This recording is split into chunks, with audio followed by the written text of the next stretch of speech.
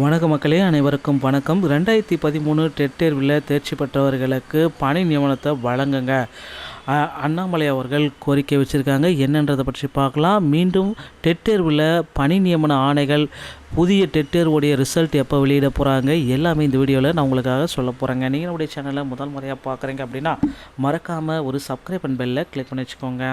2013 dead தேர்வில் தேர்ச்சி பெற்றவர்களுக்கு பணி நியமனத்தை வழங்குங்க.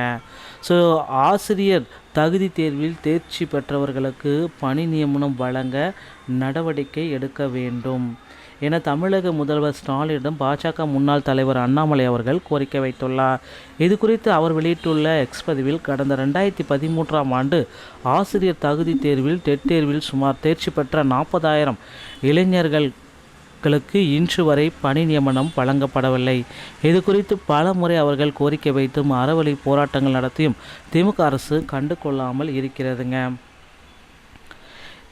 திமுக தனது தேர்தல் அறிக்கையில் வாக்குறுதி எண் 177 இவர்களுக்கு பணி வழங்குவோம் என்று பொய்க்கூறி ஏமாற்றி ஆட்சிக்கு வந்த திமுக இன்று வரை அதற்கான எந்த நடவடிக்கையும் எடுக்காமல் துரோகம் செய்து வருகிறது.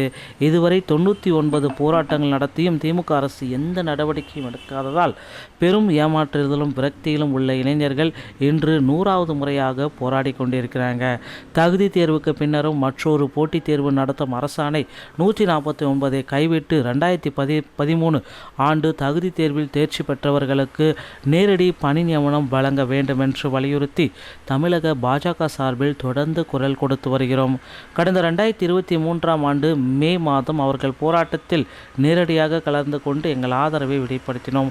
தொடர்ந்து பாஜக அவர்கள் கோரிக்கைகளுக்கு துணை நிற்கும் போலி வாக்குறுதிகளை கொடுத்து மக்களை ஏமாற்ற ஒரு புதிதாக தேர்தல் அறிக்கை குழு அமைப்பதை விட்டுவிட்டு 5 ஆண்டுகளுக்கு முன்பு கொடுத்த வாக்குறுதிகளை நிறைவேற்ற முதல்வர் ஸ்டாலின் நடவடிக்கை எடுக்க வேண்டும்.